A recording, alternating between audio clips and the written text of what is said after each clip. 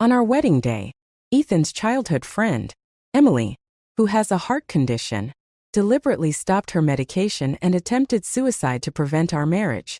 She was rushed to the emergency room, and Ethan, being her attending physician, hesitated, clearly torn about leaving. I graciously told him to go ahead, assuring him it was fine. In our previous life, despite his hesitation, Ethan stayed and went through with the wedding. However, shortly after, Emily passed away. Filled with resentment, Ethan neglected me and our daughter, treating Emily's child as his own. When our daughter was caught in a fire, he prioritized Emily's child, even transferring all his assets to Emily's parents and child. This time, I wanted to give him a chance. But why did he regret it now? The atmosphere at the wedding was heavy. Ethan, dressed in a suit and wearing the groom's boutonniere, received a call. His expression darkened, as though the celebration wasn't about him. Emily's having a heart attack. I need to go, he said urgently, removing the boutonniere as he left. While walking out, he was already on the phone, saying, "I'm on my way now." He hung up, took off his wedding ring, discarded his jacket, and hurriedly drove away. I had lost count of how many times Emily used her heart condition to summon Ethan away. If it weren't for my pregnancy, Ethan would never have agreed to marry me. Every time I brought up marriage, he would refuse, saying, "Emily's sick. I have to take care of her." I never understood why our marriage had anything to do with Emily's health. After he left, I walked up to the wedding stage, took the microphone, and announced that the wedding was canceled. I told the guests to treat the occasion as a casual gathering and enjoy the food. Then, I removed my cumbersome wedding dress and veil, feeling a wave of relief. In the past, whenever Ethan and Emily were alone, I would bombard him with 10 texts within an hour. But not anymore. I didn't argue or make a scene when he left. After the wedding was called off, I went to the hospital to schedule an abortion. If Ethan didn't want this child, I wouldn't use it to tie him down. Besides, in our previous life, our child suffered too much. She was severely burned in a fire, with over 70% of her body scarred. I called Ethan to inform him about canceling the wedding and my decision to terminate the pregnancy. "Let's separate," I said. When he answered, his furious voice cut through. "Madeline, what the hell is your rush? Emily's in the operating room right now. If you had a shred of decency, you wouldn't have picked her worst moment to get married." He hung up before I could explain. Standing outside the operating room, a doctor handed me the consent form. "Are you sure you don't want the child? Have you discussed this with your husband?" I nodded, confirming my decision. In our past life, Ethan stayed to marry me, but after Emily's death, he acted as if nothing had changed. However, after her funeral, he brought Emily's 4-year-old daughter, Chloe, home and had her call him Dad. He bathed, dressed, and even braided Chloe's hair himself. Chloe harbored hostility toward me, calling me a bad woman who had killed her mother. Despite being pregnant, maternal instincts made me pity the little girl who had lost her mother. I didn't hold her resentment against her. On the day I was due, Chloe pretended to be kind and asked me to take her to Disney. Thinking she had finally accepted me, I took her. Despite being heavily pregnant, she insisted on having ice cream and went to ride the carousel alone. But moments later, she vanished. Terrified, I called Ethan repeatedly. He arrived in a hurry. He gripped my wrist tightly. "Where's Chloe?" I sobbed as I tried to explain. She said she wanted to ride the carousel and told me to get her ice cream. I told her I'd stay with her and we'd get it later. But she insisted, crying and screaming until I went to buy it. Ethan's fury erupted. "She's just a little kid. How could you leave her alone like that?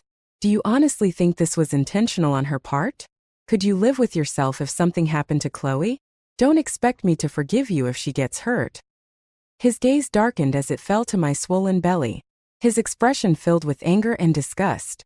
After searching for an entire day and night, Chloe was finally found near a dumpster in an abandoned factory. Her tear-streaked face looked pitifully identical to Emily's. Ethan rushed over, scooping her into his arms as she burst into sobs. "Daddy, I was so scared," she cried. "Don't worry. Daddy's here." Ethan comforted her gently, holding her close. Then he turned to me, his expression cold and accusing. Madeline, you're about to be a mother yourself. How can you be so heartless? Wasn't it enough for you to have caused Emily's death? Chloe, sniffling, glanced at Ethan and whimpered. Daddy, don't blame Auntie. It's my fault. I won't ask for ice cream again. Ethan's eyes softened slightly, but his voice was sharp as he spoke again. Chloe, she's just upset because you accidentally broke her bracelet this morning. But Madeline, he said, his tone growing colder as he faced me. It was just a bracelet. Did you really need to lash out and abandon her over something so trivial? I felt my entire body tremble with rage and grief. Ethan, that bracelet was one of the few things my parents left me. It was all I had of them. I cried, but Ethan just sneered. They're dead. What's the point of holding on to something like that? Those words chilled me to the core. Still, guilt over how I had treated Chloe earlier led me to agree to her request to go to the amusement park. I thought taking her there would make things right. But as I glanced at Chloe perched smugly on Ethan's shoulder, the smirk she directed at me was full of defiance and mockery. From that day forward, Ethan never left Chloe alone with me. He even hired bodyguards and a nanny to ensure her safety. If I got within a few feet of her, the bodyguards would step in, their watchful eyes silently warning me to stay away. Ethan acted as if I were some sort of threat, going to extreme lengths to shield Chloe. Every holiday, instead of spending it with me, he would take Chloe to visit Emily's parents. On the day I went into labor, it coincided with Chloe's birthday. That morning, Chloe stood at the top of the stairs and gave me a chilling smile, one that sent shivers down my spine. It didn't feel like a child's smile. It was unsettling, almost malevolent. Then, without warning, she lunged at me, shoving me forcefully. I lost my balance and fell hard to the ground, my belly slamming against the floor. Pain shot through me so sharply I couldn't even scream. The bodyguards, having witnessed the collision, immediately rushed to Chloe's side to protect her. Their cold, robotic stare sent a clear message. I was the problem. Help me, please. I managed to gasp, clutching my abdomen as blood pooled beneath me. Chloe clung to one of the bodyguards and said sweetly, Uncle, take me to Daddy. I'm scared. The bodyguards, following Ethan's strict orders, ignored my pleas.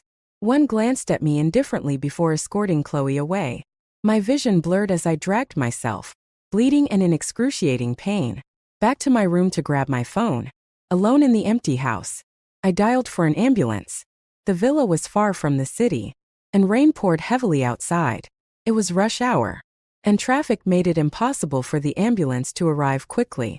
When I called again, desperate for help, a cold voice on the other end replied, Sorry, ma'am. Ethan said there's no need to waste resources. He mentioned your due date isn't until next month. I screamed in agony. I'm in premature labor. Desperate, I called Ethan, gasping.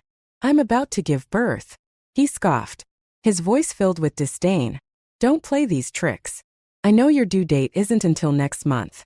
Do you really think I don't see through your games? He assumed I was lying to stop him from celebrating Chloe's birthday.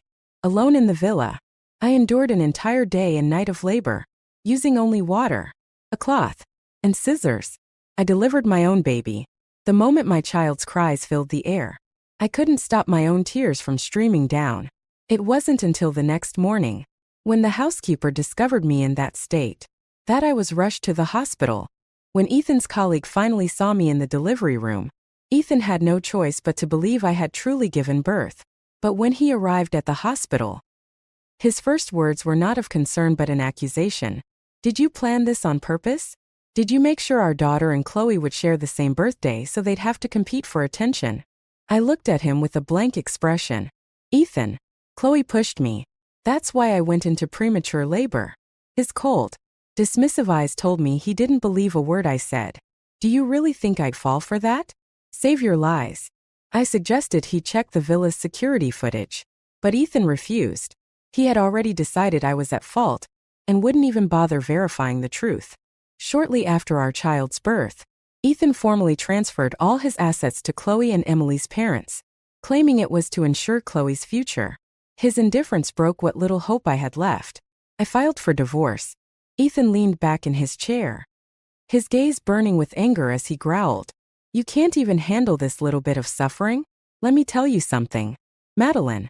I'll make sure you and your daughter are tormented for the rest of your lives. If it weren't for you forcing me into this marriage, Emily would still be alive."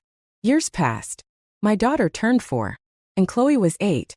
One day, Chloe convinced my daughter to go out and play with her, only to abandon her in a desolate forest. Chloe came home crying, "Daddy, what if something happens to my sister? She's lost." Ethan's immediate response wasn't worry but comfort. "It's not your fault. She's just being mischievous." When my daughter was finally found, she was hiding inside a hollow tree. Her face was scratched. Her hands were bleeding from splinters, and her clothes were filthy with mud. I held her tightly as she cried, her small body trembling. "Mommy, I was so scared," she sobbed. Chloe ran up to us and began to cry loudly, as if trying to overshadow my daughter's pain.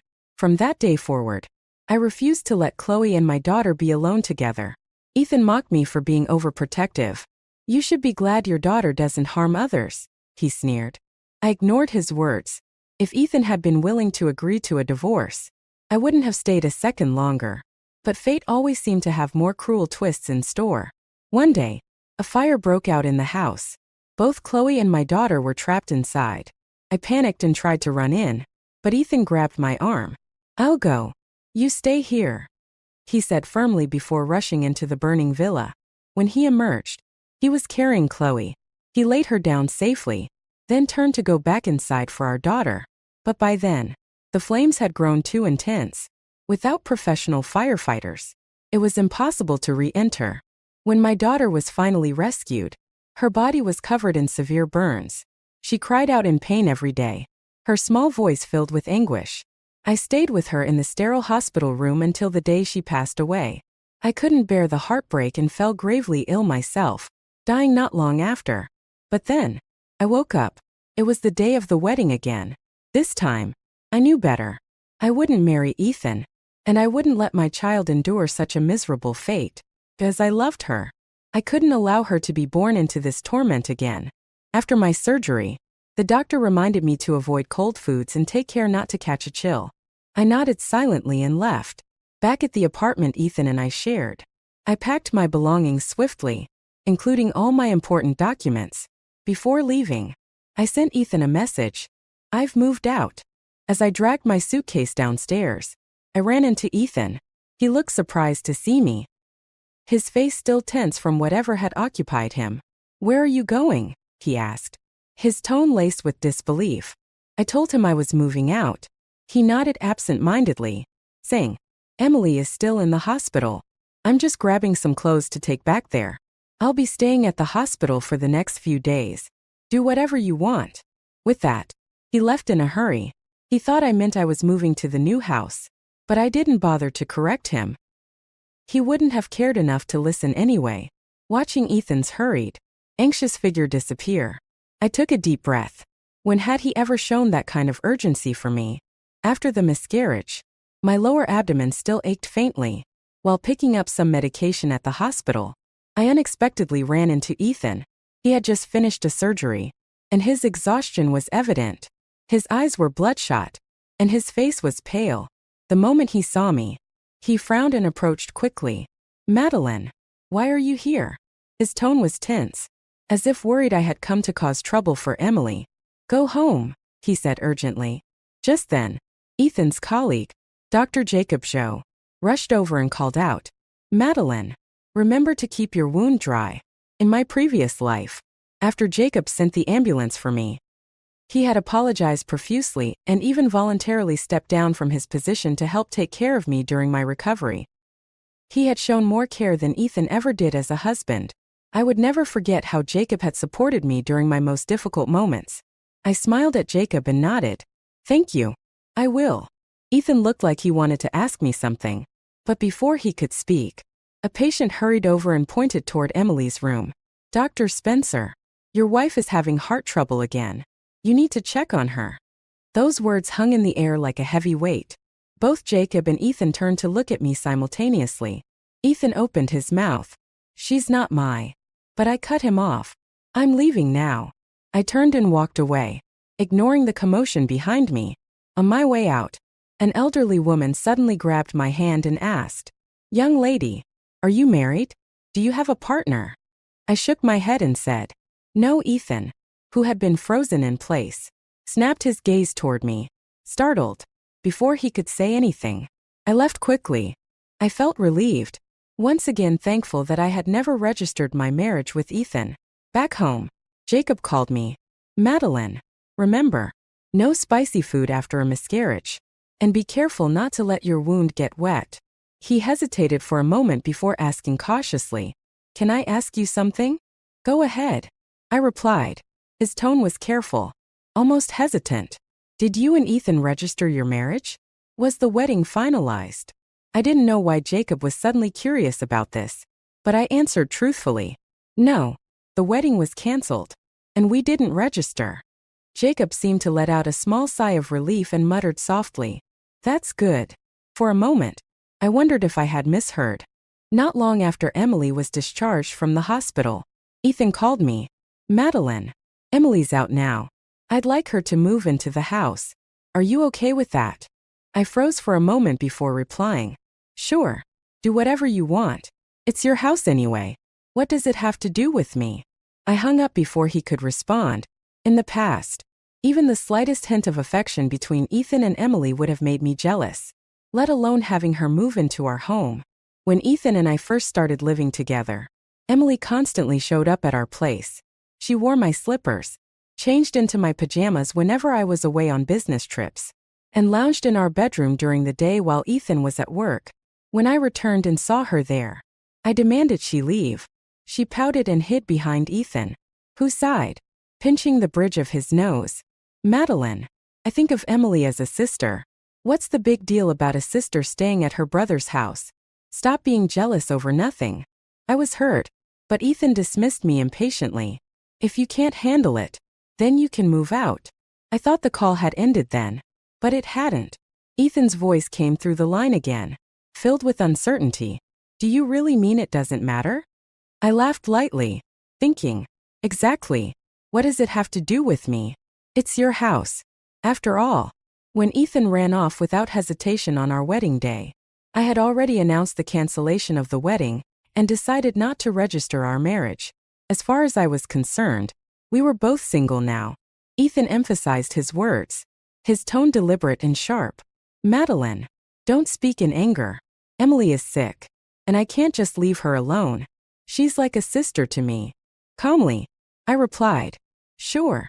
In my previous life, after getting pregnant and marrying him, I had quit my job. This time, without a marriage or a child tying me down, I continued working smoothly. So, when my manager asked if I was willing to transfer to South City for a promotion, I accepted without hesitation. I had no reason to stay. My parents passed away when I was 18, leaving me without family or attachments here. After work, I went to a company dinner with my colleagues. By chance, I spotted Ethan at a nearby table, also having dinner with his coworkers. When I went to the restroom, I ran into him in the smoking area. Our eyes met briefly, and I continued walking. On my way out, I was surprised to see him waiting for me at the door. I smiled politely and nodded, but he grabbed my arm. "Why didn't you say hello to me?" he asked. I looked at him, confused. Before I could respond, some people called out to him from the private room, "Ethan, Emily is looking for you." Emily poked her head out of the room, her voice sweet and clingy. "Ethan, why are you taking so long?" Our eyes met, and Emily's face lit up with a seemingly innocent smile. "Madeline, you're here too," she chirped, walking toward me. Seeing her made me feel nauseous. Her face reminded me of her daughter, and I couldn't suppress the disgust and chill that ran through me. Despite this, Emily smiled warmly. "Madeline, why don't you come in and join us? These are all Ethan's coworkers." I declined with a slight shake of my head. The sight of her alone was unbearable. During our relationship, when Ethan and I first lived together, Emily often showed up unannounced. She wore my slippers, borrowed my clothes when I was away, and even made herself at home in our bedroom. When I told her to leave, she would hide behind Ethan, pouting. Ethan would sigh in exasperation. "She's like my little sister. What's wrong with her staying here? Stop being so jealous. I was hurt but never knew how to respond. Ethan's patience with me wore thin. If you can't handle it, then move out, he said. Once, I accidentally overheard him on the phone. He asked someone, "Do you really think this doesn't bother her?" That moment still lingered painfully in my memory. During those days, I tried to be a supportive partner. I would bring Ethan lunch at the hospital, but he always turned me away. "Why are you here? This is a hospital, not a place for random visits," he'd say coldly. "I'm bringing you food," I replied, trying to ignore his tone. He sneered. "I don't need it. Stop hanging around here. It's disruptive and reflects poorly on me. I'm busy and don't have time for this." His words stung deeply. I couldn't understand why it was inappropriate for me, his girlfriend, to visit him. After that, I never went to the hospital again. Yet, Emily often posted about her visits on social media. One post showed her sitting in Ethan's car, small cakes in hand. The caption read, "I said I wanted these, and he bought them for me." If it weren't for her posts, I would have never known Ethan could be so considerate. Another post a few days later showed her at the hospital with Starbucks coffee and cake. He works so hard. I'm here to brighten his day. Ethan had scolded me for bringing him lunch but seemed perfectly fine with Emily showing up with treats. Feeling hurt, I asked him once, "Why is it okay for Emily to visit you at work, but not me?" He frowned, clearly irritated. "It's not the same. Emily doesn't cause me trouble." It was no surprise that many of Ethan's colleagues thought Emily was his girlfriend. Their closeness made it easy for people to misunderstand. At the dinner, a few of Ethan's coworkers came out of the private room and called him, "Ethan, your wife is still waiting." My colleagues, noticing the exchange, turned to me and asked jokingly, "Is that your husband?"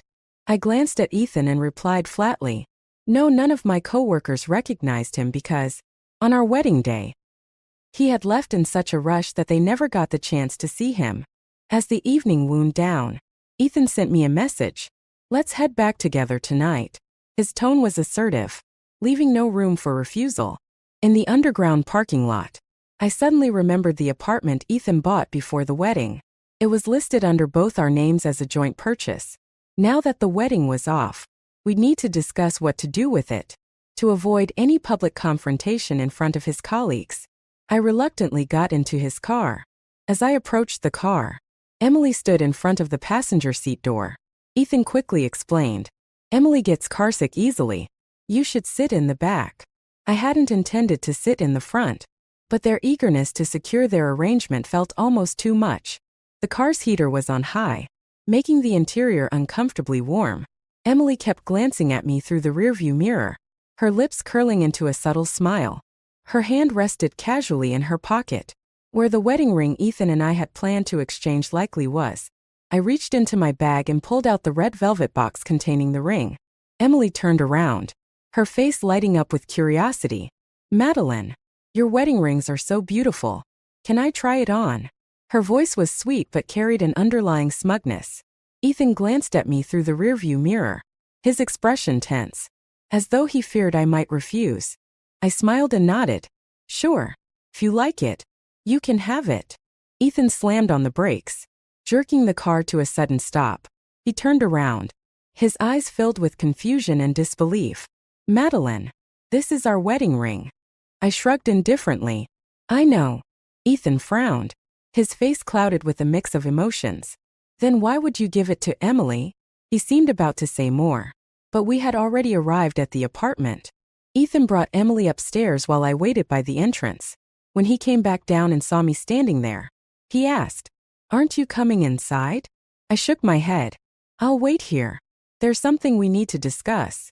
Ethan stopped in his tracks, confused. "What is it?" "Our wedding is canceled, and we didn't register our marriage. What should we do with the apartment?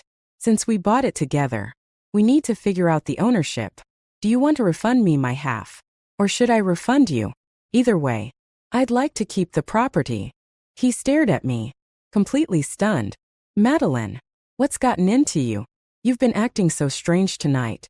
Even your colleagues didn't know how to answer when they asked about us. Why did you deny our relationship? Is it because I didn't attend the wedding?" His bewildered tone made me laugh.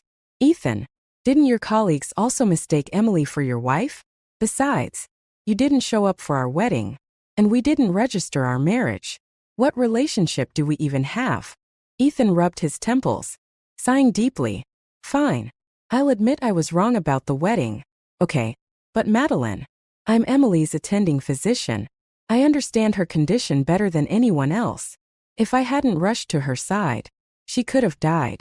Saving lives is my responsibility. I couldn't prioritize my personal desires over someone's life. I stayed silent, listening. Ethan and I had met in college. He was the star of the medical school, tall, handsome, and widely admired. During our military training survival exercise, we were allowed to form teams for 3 days and nights.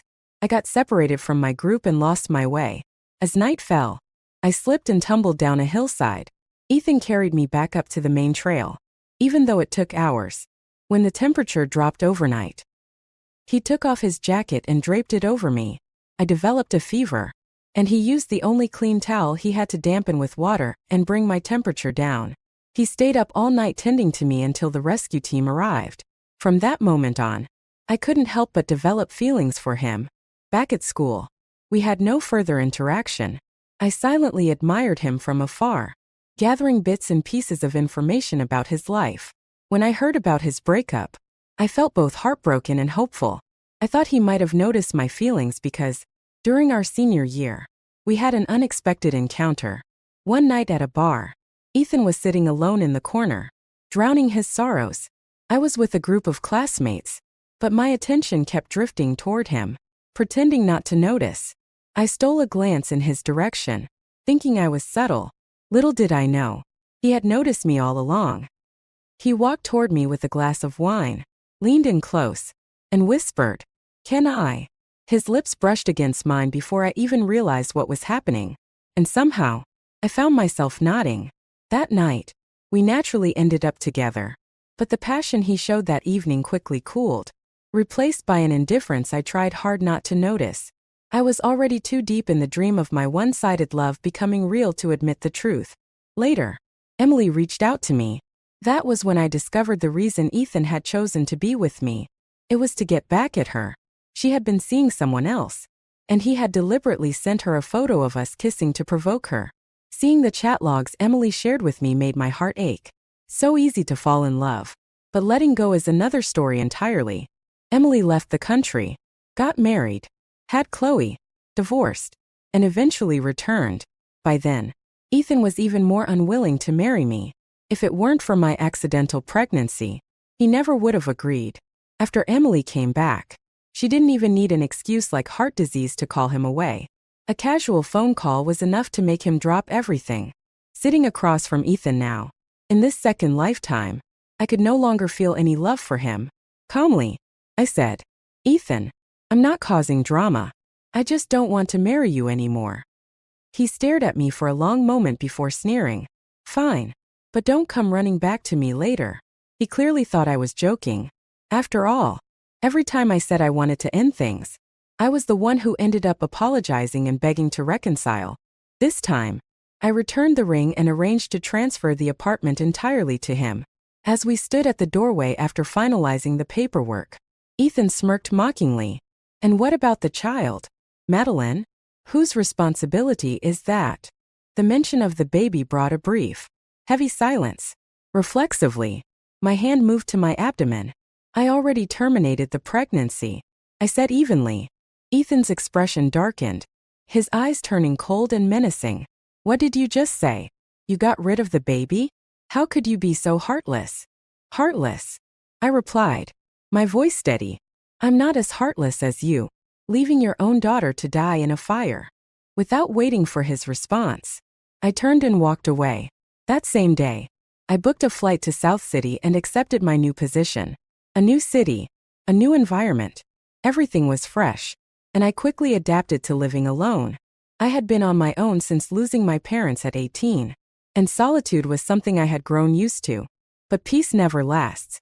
My calm life was soon disrupted.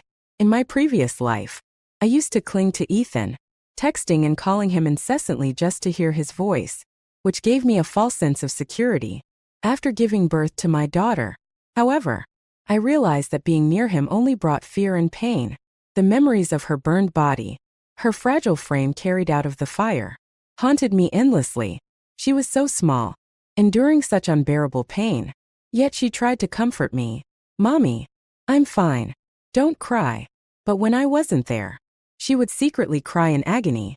In the past few days, Ethan had been bombarding me with messages. He had never been the type to message me before, so I had almost forgotten to delete his contact. His messages were relentless. "Where are you? Madeline? Did you really terminate the pregnancy?" Late at night, his calls came one after another. His voice was hoarse with anger. "Madeline, where are you? What happened to our child?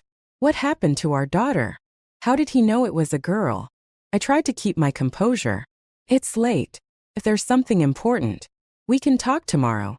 I hung up on him and went to bed. The next day at work, I couldn't focus. My thoughts were scattered, and I felt uneasy. That evening, Jacob called me. "Madeline, do you still have feelings for Dr. Spencer?" His choice of words surprised me. Referring to Ethan so formally felt odd. He was Ethan's junior colleague, someone who had always admired Ethan as a role model and referred to him respectfully as Brother Ethan. But now, his tone was distant, almost formal. It felt odd.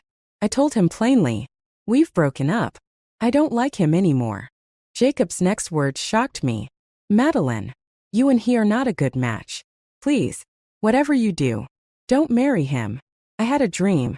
In the dream, Emily died, and you had a daughter. But Ethan always favored Emily's child, again and again, to the point it led to your and your daughter's deaths. I even dreamed that you went into premature labor because of him. Hearing this, I felt a lump in my throat. My voice trembled slightly. "Thank you, Jacob." After a long pause, he added, "I'm sorry, Madeline. In the dream, it was my fault you went into premature labor. I almost caused you serious harm. Please forgive me." His words froze me. That wasn't just a dream. It was the reality of my previous life. I was left speechless. Does this mean we've both been reborn? It wouldn't be hard for Ethan to find me if he wanted to. With his resources and connections, locating me was only a matter of time. And sure enough, as I left work, I saw him standing outside my office building, his bloodshot eyes fixed on me, and there was an intensity in his gaze that made me uneasy. It reminded me of the Ethan from my past life, and the memory sent shivers down my spine. I stopped in my tracks, trembling slightly as he called out to me through gritted teeth. Calmly, I asked, "What's the matter? Why did you terminate the pregnancy?" he demanded, his voice shaking with anger. "Didn't you want her? Don't you know how well-behaved our daughter is?" I couldn't help but laugh bitterly. "That's exactly why. Ethan, you don't deserve a well-behaved daughter. Isn't Emily's daughter calling you dad enough to fulfill your dream of fatherhood?" Ethan's face turned pale, his eyes red and misty. The steady stream of people passing by made me uncomfortable discussing such matters in public. I gestured for us to move to a quieter spot. "Madeline," he said softly, his voice trembling, "let's get married. We can have another child. And this time, we'll make sure to have our daughter again." That's when I knew. Ethan had also been reborn. He remembered everything from our previous lives. But how could he have the audacity to bring up our daughter, the one he had essentially condemned to death? I met his gaze, my voice cold. "Ethan, you killed your own daughter. You let your constant favoritism toward Chloe destroy her life. You have no right to call yourself her father." His lips trembled as he paled even further, his tall frame trembling. "You know everything," he whispered, his voice unsteady. I sneered. "Yes, Ethan, I know everything. I've been reborn too. And since you love Emily so much, I'm giving you the chance to be with her." He grabbed my arm, his lips opening and closing as he struggled to find the words. "Madeline, I'm sorry. I know I was wrong. After you died, I investigated everything. Emily didn't die. And I saw the villa's security footage. Chloe pushed you. She caused your premature labor under Emily's orders. They wanted you to die, to take you and our baby with you.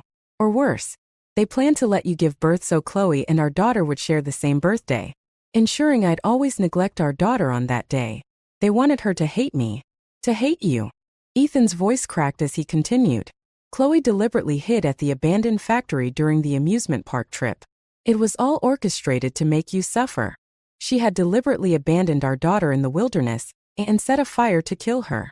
The thought of it made me want to tear Emily and Chloe apart piece by piece. But even that wouldn't be enough to quench the hatred in my heart. What shocked me the most was learning that Emily had been alive all along in our previous life. She had been orchestrating everything from the shadows, using Chloe as her pawn. A child as young as Chloe couldn't have done such cruel things without someone guiding her. Hearing all of this filled me with a bone-deep chill. As Ethan spoke, his voice broke with sobs. After you and our daughter died, I was devastated. Once I uncovered the truth, I sent Emily and her parents to prison. I'm sorry, Madeline. It was all my fault. Every time I see the evidence, feels like my heart is being torn apart. Like I can't even breathe. I can only sleep if I'm holding a picture of you and our daughter, sitting by your graves, watching his tears. I felt no sympathy, even with Ethan being reborn. I vowed to never let my daughter suffer the same fate again. Ethan choked out through his tears. You've been reborn, haven't you? That's why you told me to go to the hospital to save Emily without hesitation on our wedding day. You'd already given up on me, hadn't you? And I was so foolish, thinking you were being understanding. His eyes turned red as he cried. I thought you were so thoughtful, but you were just completely disappointed in me. Who could have imagined that the Ethan from my past life would return as well, carrying memories of everything after my death? He clung to my hand, unwilling to let go. Ethan, I don't love you anymore, I said coldly. Do you have any idea how much pain I was in when I gave birth alone? My first pregnancy, my first time giving birth. And it became the start of my tragedy. I delivered our child at home by myself, cutting the umbilical cord with a pair of scissors sterilized in boiling water. I only let myself faint after I heard her cry. She was so small, yet Chloe lured her into the mountains, almost killing her there. And when she went missing, your first reaction wasn't to find her but to comfort Chloe. She was just 4 years old. You never celebrated her birthday, not even once. Yet you celebrated Chloe's birthday every year. You have no idea how disappointed she was. Even as she died, she told me not to cry. She asked me, why is my dad you?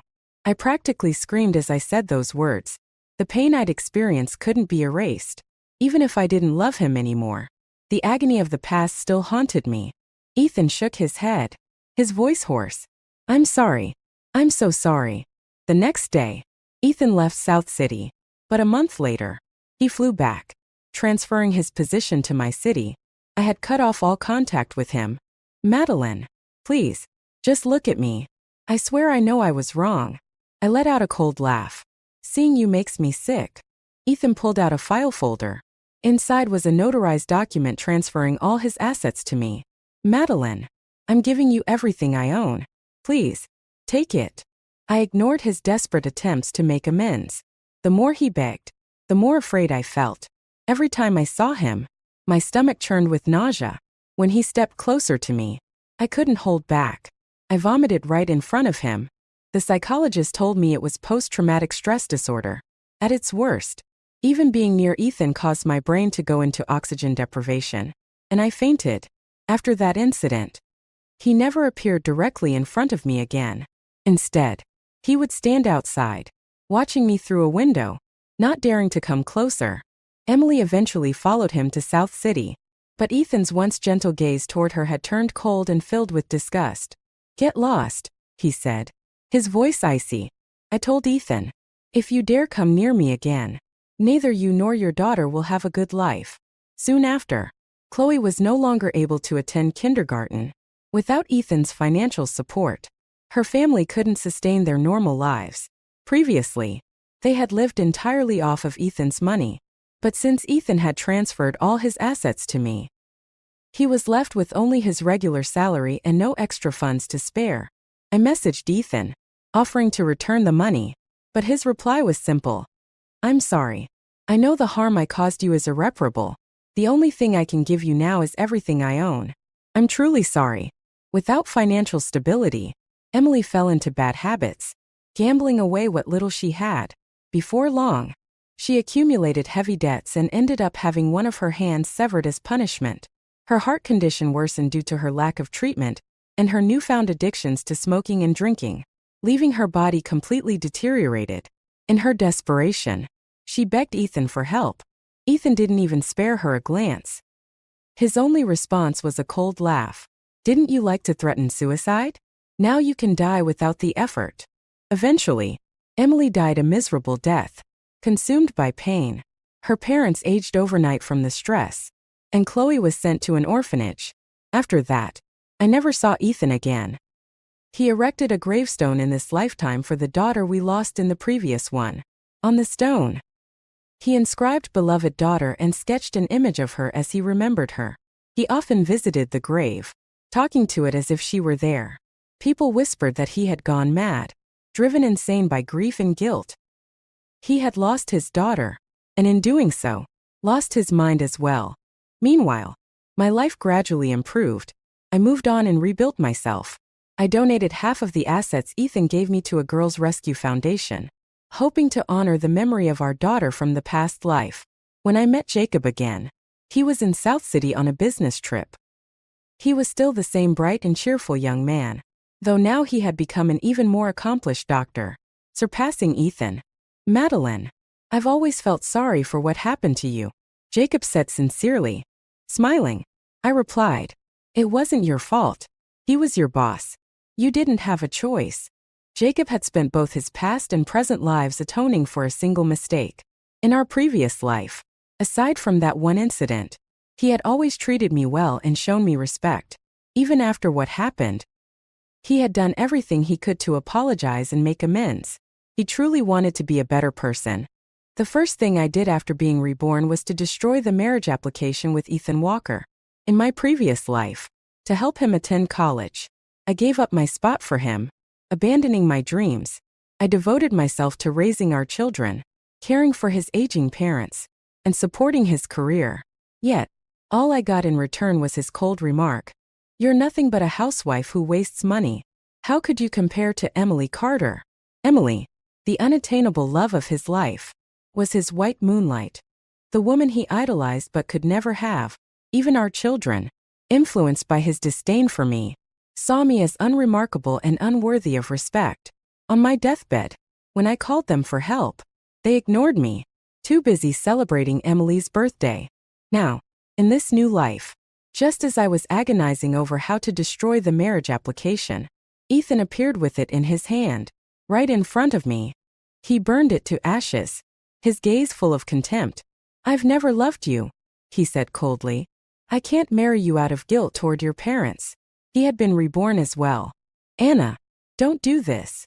Uncle White's familiar voice woke me from my thoughts. His face was full of worry. "How can you give your college spot to Ethan? Your parents made such great sacrifices, and they would be heartbroken to see you throw away your future." His words pulled me back to reality. I looked down at my young, tender hands, and warmth surged through me. My eyes filled with tears. I was reborn. I quickly took the college admission documents from Uncle White and shook my head, tears streaming down my face. "I won't give it away. I'll go to college myself."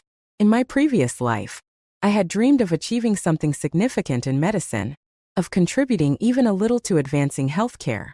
But I foolishly gave up my dream, giving Ethan my spot so he could attend college instead.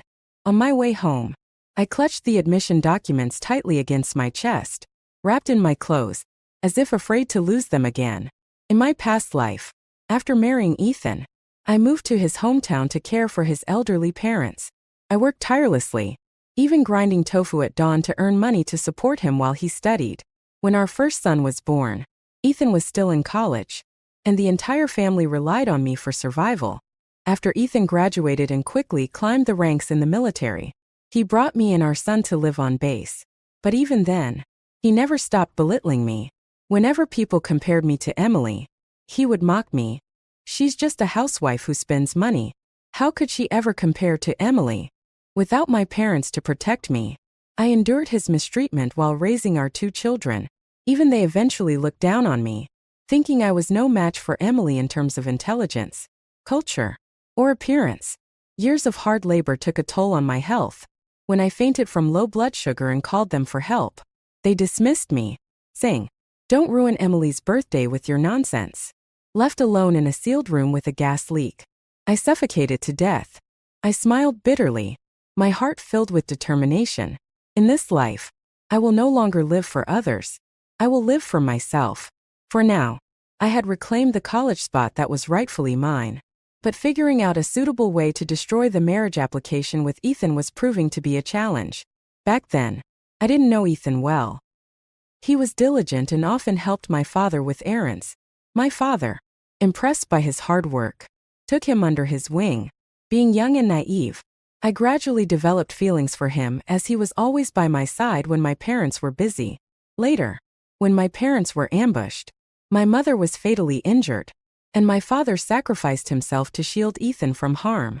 Before he died, my father, knowing I had feelings for Ethan, entrusted me to him. In my previous life, Ethan repaid that debt by turning my life into a nightmare. He once said, "Your father only treated me as a servant." Yet his death made it seem like I owed him some monumental favor. He didn't sacrifice himself to save me out of kindness. He only wanted to accompany your mother in death. He just acted noble by saving me so I'd keep working for you, binding me to you all these years. I'll never forget the resentment and unwillingness in his eyes at that moment. No matter what, I was determined to destroy the marriage application between me and Ethan Walker. After carefully hiding the college admission letter in my belongings, I pushed open the door, only to see Ethan sitting inside with the marriage application in his hand, waiting for me. As soon as I stepped inside, before I could say anything, he cut me off, speaking impatiently. "I've thought it through. This report can't be submitted. I can't marry you." I stared at him, stunned. His voice was calm, devoid of emotion, as though he'd been mulling over this decision for years and had already resolved himself to it. His furrowed brows and occasional glances in my direction were filled with disdain, as if even looking at me was an unbearable chore. His expression was so detached that I was momentarily transported years into the future, seeing the same aloofness in his eyes as he stood with his back to me. His voice cold and resolute. "Let me be honest with you. I've never loved you. I can't marry you out of guilt toward your father." Then, with a grave tone, he repeated, "And let me make it clear. I don't think I owe your father anything." My eyes widened in disbelief. This level of bluntness and clarity wasn't something the Ethan of this age could express. A realization hit me. He might have been reborn, just like me. Without hesitation, I snatched the marriage application from his hand. Under his shocked gaze, I tore it in half, then folded the pieces repeatedly until they were small enough to shred further into tiny fragments. Watching the torn pieces scatter to the ground, I felt an indescribable sense of relief. I had finally destroyed the chains that had bound me in my previous life. Looking at him, I said evenly, "Ethan, I never really wanted to marry you either. My father might have cared for you, but that was his choice, not mine." After speaking, I stepped into my room and locked the door. The first part of what I said was a lie, a reflection of how I felt now after being reborn. Not something my younger self would have said so calmly. But the second part was true. My father had genuinely cared for him, considering him in his final moments, but none of that mattered anymore. I hurriedly began packing, a sense of urgency driving me like never before. I'd already decided to move out and rent a small place in South Alley. I planned to sell tofu during the day and study at night. Though my parents had left me a dowry, it wasn't enough to cover all my college expenses, let alone my dream of studying medicine abroad. I thought of my aunt, who lived overseas. In my previous life, when she found out I'd given up my college spot for someone else, she was furious. She had planned to send me abroad to study, but by then, I was already married to Ethan and refused her offer. Before hanging up, she had said, "Depending on a man is not a good way out." After that, we lost contact, as I was too consumed with housework to reach out to her again. Now, with the clarity of another life, I realized how right she was. I finished packing and prepared to leave, fully intending to ignore Ethan. But just as I was about to step out, he called after me. "Anna Summers," he said coldly. "I know you're alone now, without your parents. Ever since they passed, I've sheltered you and taken care of you. Let's be honest. I owe you nothing. When you leave, remember to keep your mouth shut. I froze for a moment, then couldn't help but laugh. Sheltered me? This house was my father's home before he died. If it weren't for the fact that I didn't want to entangle myself with him any further or drag out this connection to my past, he wouldn't even have the right to argue over this place. As for taking care of me, I was the one doing the cooking, cleaning, and maintaining the household. Even though I had no parents, I wasn't entirely alone. This military base was filled with my parents' old friends. I didn't need Ethan to survive. In fact, in my previous life, part of his smooth rise through the military ranks might have been thanks to my parents' influence. I smiled faintly. I had wasted an entire lifetime with him, and I had no intention of wasting another second. Still, I replied carefully, "That depends. Just don't provoke me again." Then I walked out, never looking back. My best friend, Mia Bennett, was in the same cultural troupe as Emily Carter. According to her, the very day I moved out, Ethan Walker couldn't wait to confess his feelings to Emily. Mia stormed into my place, fuming. "You won't believe it."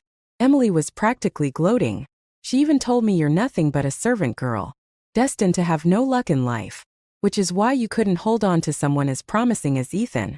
They're all laughing at you, saying you lack vision. Ethan's about to be a college student, and even Commander Lee sees a bright future for him. And yet, you chose this moment to dump him? They're saying you'll regret it for the rest of your life." She stomped around my small space, her frustration palpable. These people have no idea what they're talking about. Dumped him? As if Ethan's the one who's ungrateful and treacherous. I interrupted her rant with a calm smile, pulling her to sit down. "Mia, do you know what time it is?" She blinked, caught off guard. "What?" "It's the era of rapid national development," I said firmly. "Millions of people like us are small cogs driving this progress. The more time I waste on meaningless distractions, the less time I have to study, and the slower my journey toward advancing medicine becomes." Mia threw her hands up in frustration. "But Ethan twisted the truth. People actually think you dumped him. Doesn't that make you angry?" I looked at her, my gaze unwavering. "Compared to my aspirations, Ethan and Emily mean nothing. I don't want anything to do with them, now or in the future." I took out my college admission letter and explained everything to Mia, from how I earned the spot to why I had originally considered giving it up. Only then did she calm down. I urged her to keep it quiet until everything settled, and she nodded. Finally, she burst into laughter. "Emily and Ethan are dreaming big right now. I'd love to see their faces when they wake up to reality." That wake-up call came sooner than expected. Uncle White, unable to tolerate Ethan and Emily slandering me and turning me into a joke within the military community, publicly announced that Ethan hadn't been selected for college. He explained that I had originally planned to give my spot to Ethan out of goodwill. They said Uncle White's smile was unusually bright that day, in front of everyone. He ridiculed Ethan word by word. "It's a good thing Anna Summers decided to keep her hard-earned opportunity instead of wasting it on an ungrateful fool. This incident could have ended there. But I hadn't anticipated Ethan's desperation. He brought Emily with him to confront me. That day, I had just packed fresh tofu into boxes and was about to head out to sell it when Emily blocked my path. She lowered her voice and, with an almost reluctant pout, said, "If you agreed to give Ethan your college spot, I'll step aside and let you two be together." As she spoke, tears welled in her eyes, her face full of grievance and resignation, as if sacrificing herself for Ethan's sake was the ultimate act of love. Ethan, seeing her like that, grew even angrier. He pointed at me and shouted, "Look at how understanding Emily is. And then look at you. You said yes so quickly. Was it just a fight over a college spot?" I'd had enough. Rolling my eyes, I snapped back. "That spot is mine. I earned it. I didn't fight anyone for it." I let out an exasperated sigh and turned to Emily, speaking slowly and deliberately. "I just moved out of his house, and he ran straight to you. A man so fickle isn't worth even a second thought, let alone trading a college spot for. Honestly, even if you gave him to me as a gift, I'd find it disgusting." My blatant disdain seemed to strike a nerve in Ethan.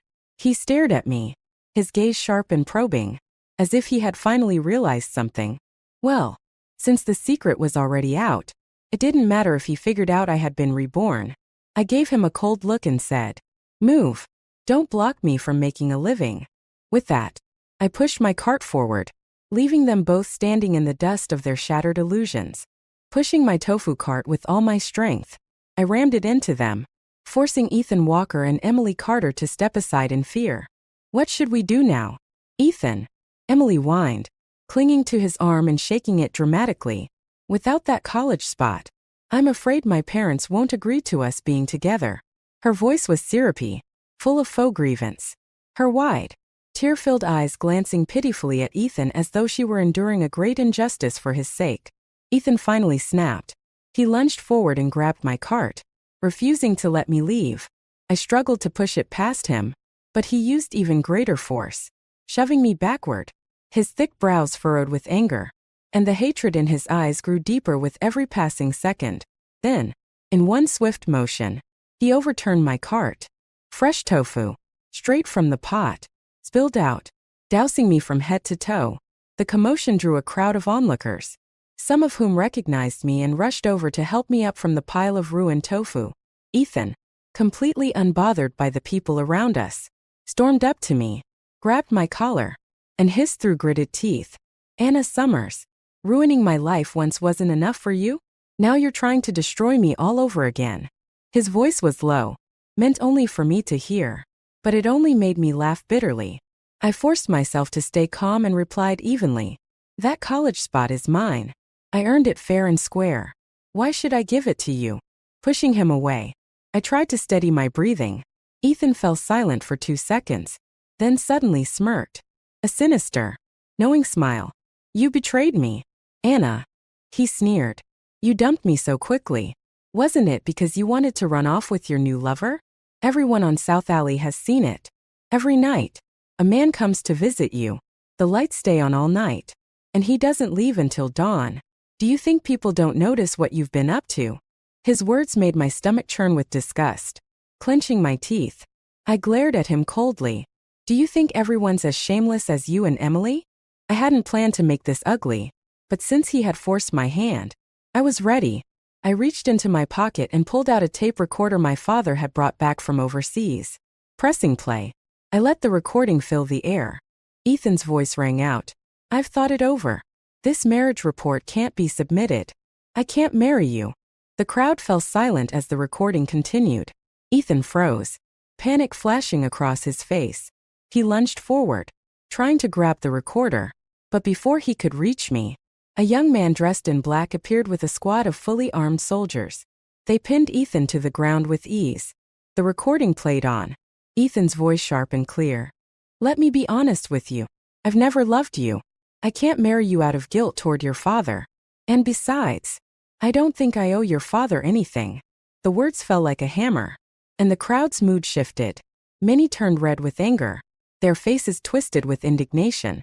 My father had dedicated over 20 years of his life to this military base, working tirelessly in service. Even if he hadn't achieved great glory, his contributions were undeniable. Now, Ethan not only showed disdain for me, but also dismissed all my father's sacrifices and help. Ethan likely didn't realize the weight of his words. His scorn wasn't just directed at my father. It insulted everyone present. These people, who had all faced life and death struggles, had lost friends and family to their shared cause. His disrespect dishonored both the living and the dead, even though I had long seen through his true nature. Hearing him speak so cruelly still pierced my heart. If my father were still alive, how disappointed he would be. Fortunately, I didn't need to lift a finger. The officers pinning Ethan down were already furious. The young man in black, who seemed to be their leader, ground his teeth and delivered a vicious kick to Ethan's side. "You ungrateful bastard," he spat. "Do you think anyone could just casually serve alongside Professor Summers? You arrogant fool. When you got into fights and the team wanted to send you back to your village, it was Professor Summers who took pity on you and begged for you to stay. Do you know how many sacrifices he made for you?" The officer's voice grew harsher. He even cut his budget, giving up the chance to hire a college assistant, just so you could stay. And you think pouring tea and running errands made you important? Every delicate task in the lab had to be done by Professor Summers himself because of you. I stared at the chaotic scene in front of me. The young officer in black spat angrily at Ethan Walker. You dare say you owe nothing to Professor Summers? You've got some nerve. Tang, one of the other soldiers, chimed in, his tone laced with contempt. Professor Summers was such a kind man. This kid followed him around, eating and drinking like a king, and I used to think the professor must have been rich. Turns out, he was eating plain noodles while telling me not to complain about this kid. Said he needed proper nutrition to grow. What an ungrateful bastard. Tang shook his head in disbelief. If it weren't for Professor Summers' soft heart, how could someone like you ever be worthy of Anna? And now you even have the gall to despise her. Another voice in the crowd added, it's not just about disdain. He wants to wring every last benefit out of Anna. Does he think we're all blind? The accusations flew fast and thick. Everyone looked down on Ethan now. He hadn't expected me to have a recording of his words, let alone that I'd use it. I had only recorded it as a precaution, knowing his nature, but I never thought it would actually come in handy. Now, as the crowd turned on him, Ethan's face turned red with rage. Desperate. He yelled at the young officer. So you're the one sneaking around with her, aren't you? That's why you're defending Anna Summers. The officer rolled his eyes. You're disgusting. Just because your mind is filthy doesn't mean everyone else is. Anna and I stayed up late studying.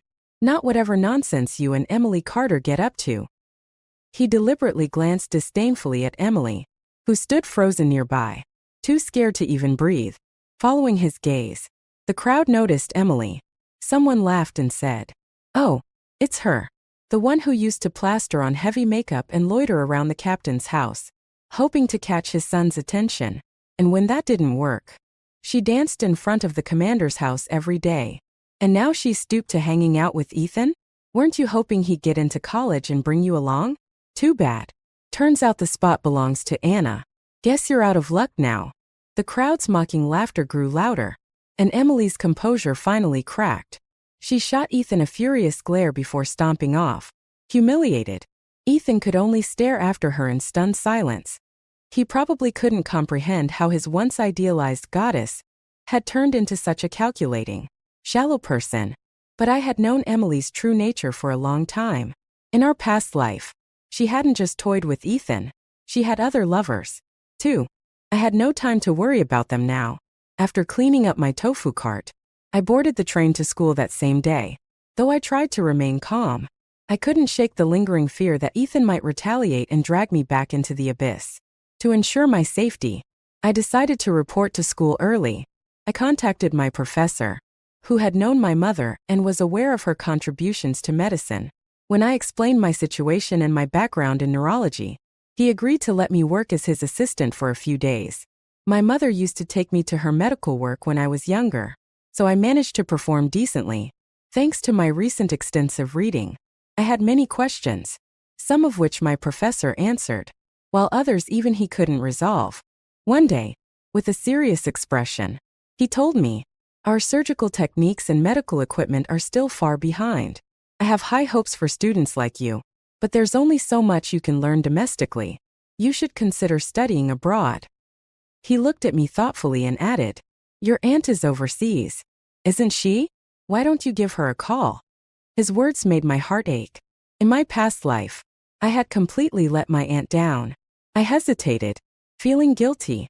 But before I could summon the courage to call her, my professor dialed her number for me. When I answered the phone at his house, my aunt's voice came through like a storm. She scolded me fiercely, demanding to know why I hadn't contacted her. We're each other's only family. How could you just disappear like that? After her tirade, she began to sob, her anger giving way to sorrow. Why didn't you tell me? Why didn't you let me help you? In the end, she declared firmly, I'll handle everything. Tuition, living expenses, whatever you need to study abroad. I'll take care of it. Before hanging up, her tone softened. Silly girl. I've never planned to marry or have children. My money will all be yours one day. Why would you hesitate to ask me for help? Her words brought tears to my eyes. Only then did I realize she had no intention of starting a family. In my past life, where had all her money gone? A sudden thought struck me. Ethan's unexpected wealth in that life. It wasn't his own doing. It must have been my aunt's money. But I didn't want to dwell on that now. This life was a clean slate, and I was determined to make the most of it. I ran forward with all my might, determined to leave everything behind. Thankfully, my parents had always planned for me to study abroad and had made sure I learned English. Just a few days after speaking with my aunt, I bought a plane ticket, ready to start a new chapter of my life. At the airport, after carefully checking all my documents, I was about to board when Ethan Walker suddenly appeared. Rushing toward me, he waved a marriage introduction letter from our team at the airport staff and pointed at me, shouting, "This is my wife. We were about to get married, but she stole all my family's money and is trying to flee abroad. You can't let her leave." I glared at him with pure hatred. His goal was obvious. If I became entangled in a civil dispute, I wouldn't be allowed to board. He wanted to ruin my chance to leave the country. The airport staff looked from him to me and said nothing, but one of them reached for my suitcase. In front of everyone, they opened it and rummaged through it, pulling out nothing but clothes. Annoyed, they closed the suitcase, pushed it back toward me, and turned to Ethan. The staff member said coldly, "You claim she stole your family's money. I've checked her belongings, and there's nothing here." Ethan's face twisted in frustration. "There is." I said there is. He shoved the introduction letter toward the staff. "Are you blind? This is solid evidence." Unfazed, the staff member tore the paper from his hand, held it up, and retorted, "This is just an introduction letter. If she's truly your wife, then show us a valid marriage certificate." Ethan's expression darkened, and he pointed angrily at the staff member. "I'll call the police. You'll be held responsible for this." Ignoring him, the staff member leaned closer to me and whispered, "The plane is about to take off. Go ahead and board. Study hard." "Thank you," I whispered back, glancing at him one last time. His small frame stood firmly between me and Ethan, shielding me from further harassment. My chest tightened with emotion, but I turned and boarded the plane quickly. As the plane ascended and the ground grew smaller, I finally felt my heart settle. Looking out the window, I saw the small figure of the staff member still standing there, watching the plane. I clenched my fists and made a silent promise to myself. I would seize every moment to study hard, not just for myself, but for countless other women like me. When I arrived in America, my aunt welcomed me warmly. She had built a comfortable life for herself through her research in finance, and now lived in a sprawling estate. Staying with her, I lacked for nothing and could devote myself entirely to studying medicine. But being in the US also made me realize the stark gap between our medical advancements and those of other countries. This realization didn't discourage me, it motivated me. Coupled with the regrets of my past life, I didn't allow myself to waste even a second. Aside from eating and sleeping, every moment was spent on my studies. The professors I worked with were kind and generous with their knowledge, teaching me without reservation. I worked tirelessly, often losing track of time, and my aunt would occasionally tease me for being a bookworm. But every time my professors praised my progress, she would beam with pride and proudly declare, "She's my niece, inheriting my bloodline." As time passed, my studies became more enjoyable and fulfilling. First, I struggled to understand even the basics, but gradually I gained a deeper grasp of my field. Eventually, I began to approach problems from new angles, tackling challenges that even my professors had never considered. I pushed myself to study harder, avoiding overconfidence, and remained humble in my pursuit of knowledge.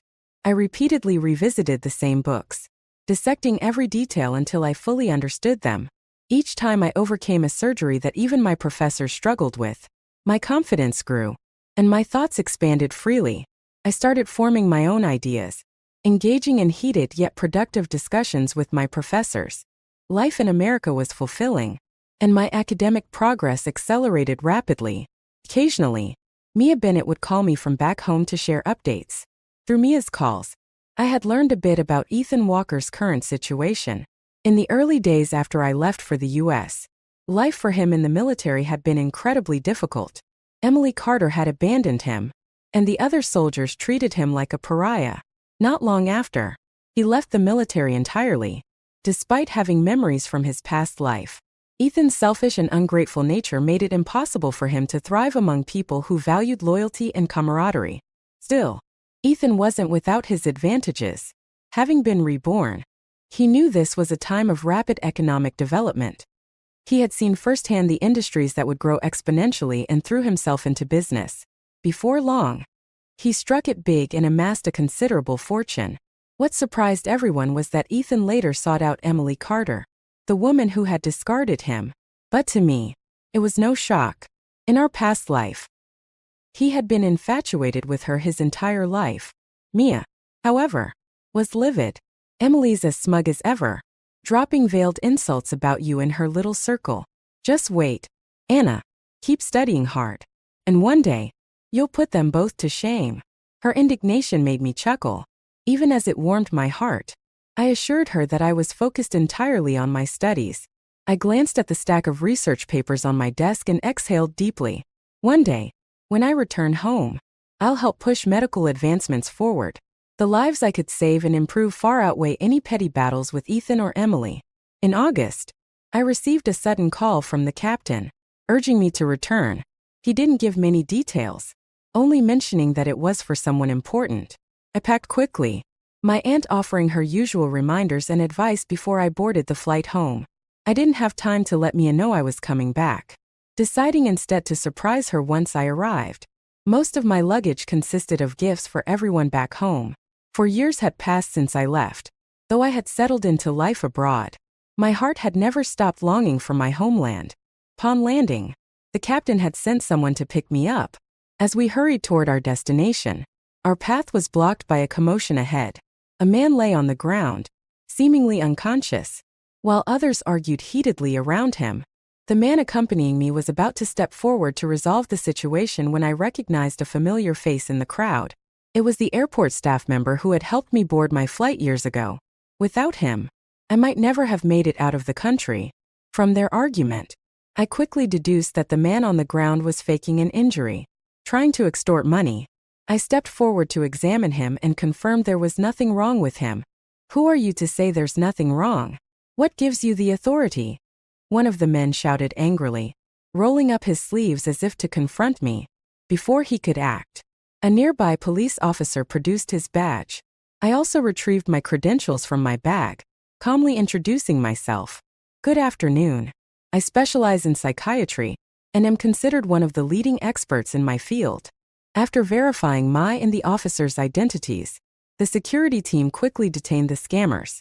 I turned to the airport worker, who looked just as I remembered. Extending my hand, I said loudly, "Thank you. Truly, thank you." After a quick goodbye, we left for a private location, heavily guarded and secure. The secrecy made me nervous. Following the captain inside, my heart sank when I saw the person lying on the hospital bed. Tears welled in my eyes. In my previous life, this person had died unexpectedly in this very year. Could I use everything I'd learned to change their fate? I conducted a thorough examination and prepared for the surgery, scheduling it for 3 days later. During that time, I visited the military base, hoping for a joyful reunion with old friends. Instead, as soon as I stepped out of the car, I ran into Ethan Walker. He climbed out of a luxurious car, his tailored suit practically screaming wealth. Our eyes met, and his expression twisted into a smug grin. Well, if it isn't Anna Summers. Didn't you leave for the US? What happened? Couldn't make it? I heard foreigners are pretty exclusive.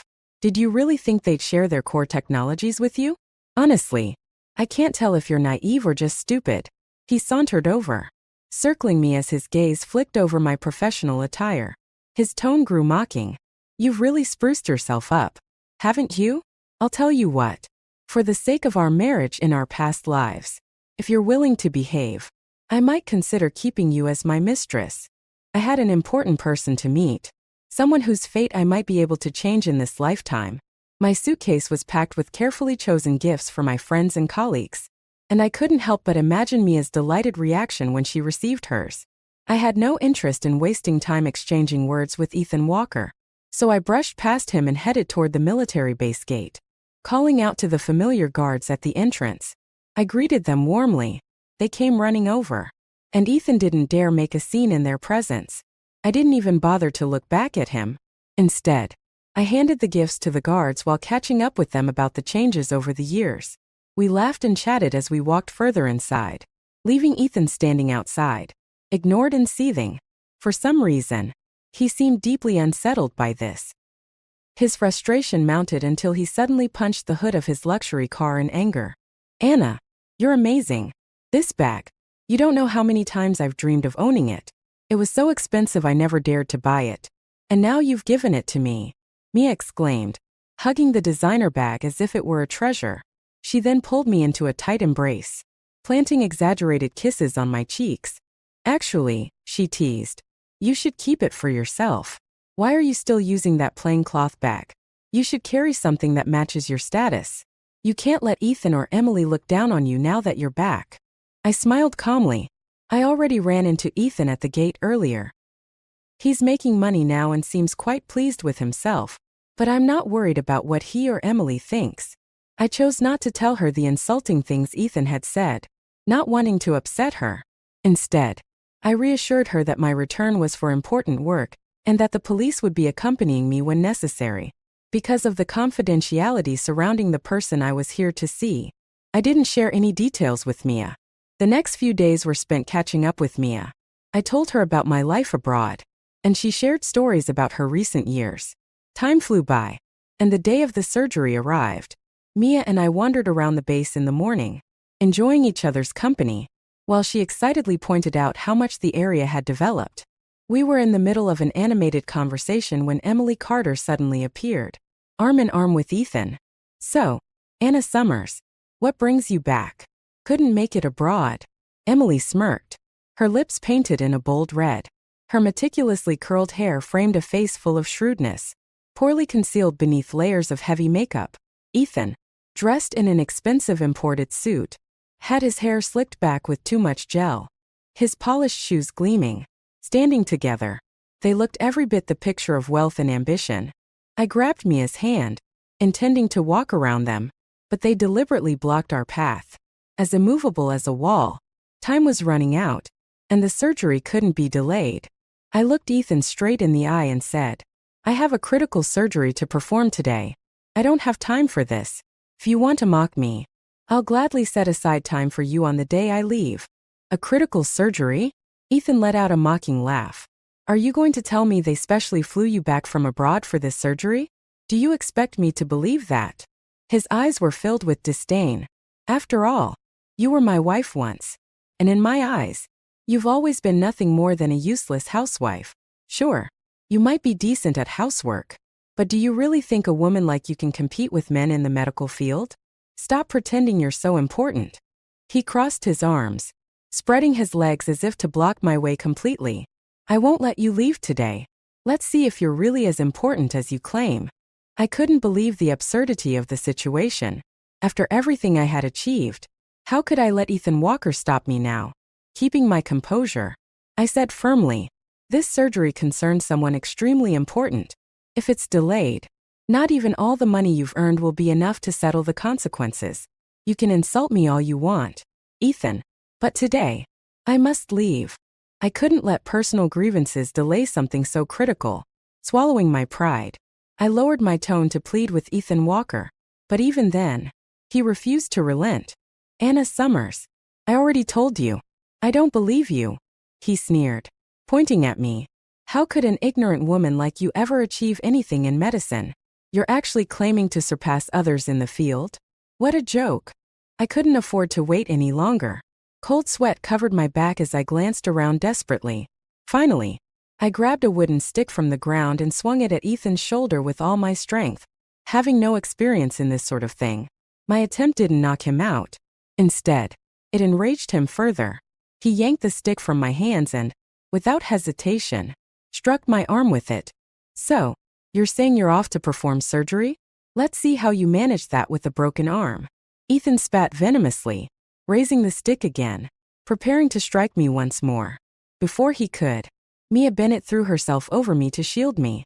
At the same moment, the captain arrived, accompanied by the guards of the important person I was meant to help. "Quick, we still have time to make it," one of the guards urged. Seeing the state of my arm, One of them asked hesitantly, "Can you still perform the surgery?" I nodded firmly. "Please trust me." As we left, the captain clenched his teeth, glaring at Ethan with murderous intent. "You'd better hope the surgery succeeds, or I'll tear you apart limb by limb," he growled before we departed. Ethan's earlier arrogance vanished when he saw the guard. He shrank back, not daring to say another word. Performing surgery had become second nature to me, as familiar as eating or drinking. I wasn't pushing through on sheer willpower but relying on the skills and confidence I had honed through countless procedures. Though the pain in my arm flared with every movement, I focused all my energy on the scalpel in my hand. Minutes turned into hours, and all I could hear was the clinking of surgical instruments. In my past life, I never would have dared to dream of being entrusted with such an operation. Yet here I was, performing surgery on a person of immense importance. The sense of fulfillment and happiness was overwhelming, driving me to cherish this opportunity even more. Finally, I began the sutures. This procedure, deemed impossible by others in the country, was one I had rehearsed countless times. When I laid down the scalpel, I silently told myself, the surgery was a success. Excited voices soon confirmed it. "The surgery was a success," one exclaimed. Murmurs of disbelief and astonishment rippled from outside the operating room. I took a deep breath, looking at the face of the person on the operating table. For the first time, I truly believed I had changed someone's fate. When I stepped out of the operating room, I was met with a standing ovation. Tears welled in my eyes.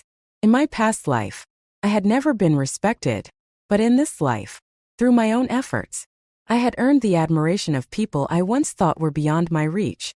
I smiled genuinely, feeling a profound sense of pride. The next time I saw Ethan Walker was in prison. The important figure I had operated on didn't bother dealing with someone as insignificant as him, but those who respected that figure certainly did. Ethan's company was thoroughly investigated, and what they uncovered was shocking. During the early stages of his business, Ethan had committed countless crimes, including endangering lives. He had thought that being reborn would allow him to cover up his past, and it might have, if he hadn't gone out of his way to provoke me. "Anna Summers, I never expected you, a clueless housewife, to actually become a top-tier doctor," Ethan said with a bitter smile. "Being a housewife is no easy feat either," I replied calmly. "But you never acknowledged my hard work or the sacrifices I made." "It's too late to say these things now," he murmured. His voice softened, tinged with regret. "Anna, in my last life, not being able to marry Emily Carter was my greatest regret. But now, looking back, I realize how ridiculous I was." I looked at him curiously, waiting for him to continue. Ethan let out a bitter laugh. "I heard about her. About how she had other lovers behind my back." I wasn't surprised. In our previous life, Ethan Walker had known about Emily Carter's other lovers too, but his love had romanticized her flaws. "Anna Summers, you shouldn't be so cold to me," Ethan suddenly shouted, his voice filled with desperation. But to me, he and Emily were now nothing more than irrelevant figures, and my tone remained calm, devoid of emotion. "When I cared about you like a madwoman, you didn't care about me. Now that I've grown indifferent, you can't seem to handle it," I replied flatly. "Do you know why I couldn't leave you alone?" he asked. "I'm not particularly interested," I said, keeping my gaze steady. "Because I wanted to prove something. To prove that I wasn't wrong. Even though I knew Emily Carter was a calculating woman, I still married her and pretended we were happy. I couldn't admit that you leaving me might make you better off. So I clung to you, trying to block your path forward." Ethan's voice cracked as he continued. "But now, I realize how completely wrong I was." I listened to his confession with a calmness I hadn't felt in years. Then, without a trace of emotion, I asked, "In our previous life, did you take my aunt's inheritance for yourself?" He burst into tears and nodded, confirming my suspicions. Finally, I couldn't hold back my anger any longer. "Ethan Walker, you truly are a hypocrite through and through," I shouted. With that, I turned and walked away without looking back.